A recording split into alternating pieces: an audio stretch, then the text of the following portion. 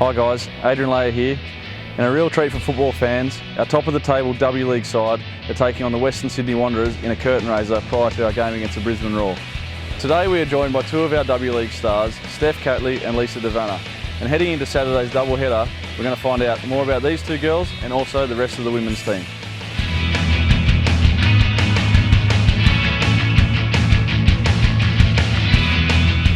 Alright girls, so here's the first question for today. Who's the messiest in the change rooms? I would definitely say Bree Davey. She leaves her thumb guards everywhere, her gloves, boots, shirts, warm-up tops. She's just extremely messy and I always sit next to her, so she's a pain.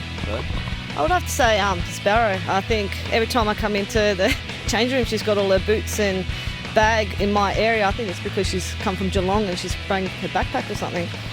Be careful with the Geelong girls, I'm from down that way. Okay girls, so who's the funniest in the change rooms? I would definitely say Enza Barilla. She's really sly and she makes comments here and there that you don't expect her to make, so she's pretty funny. I would have to say G, just because she's so witty towards some of her teammates, and also I've got to say Yassi, the Swedish player, is quite funny because, you know, obviously the language barrier, she doesn't sort of pick on some of the jokes that goes on. So I think them two are quite funniest in the team.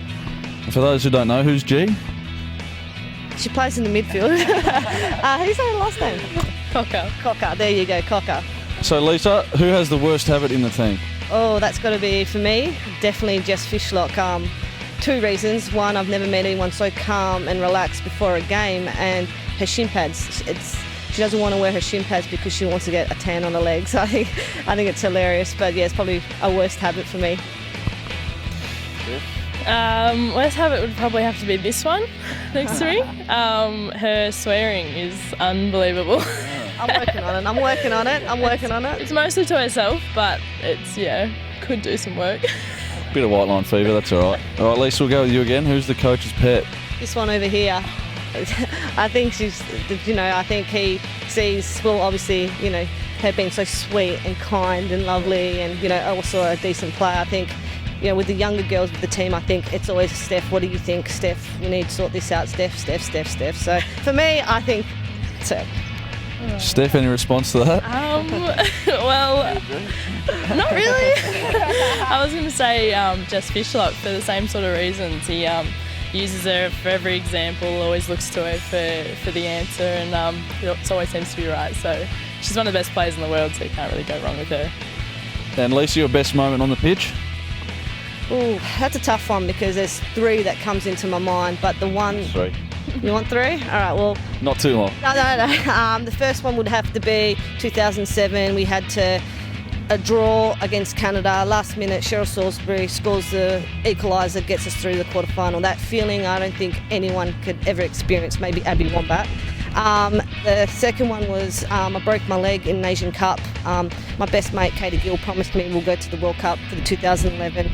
She scores the winner. We beat Japan and we've gone through. And obviously, my bicycle kick, I can't not say that. I think that changed everything for me in women's football in Australia and the world. I mean, to be nominated with the best goal scorers is amazing. So, yeah, those are the three things that I would cherish for the rest of my life.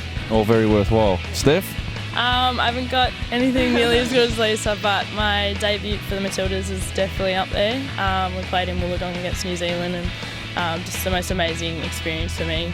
And then probably in W League with Melbourne Victory, when we got through to the grand final for the first time last year, was also pretty amazing. We did it in penalties and it was really close, so yeah.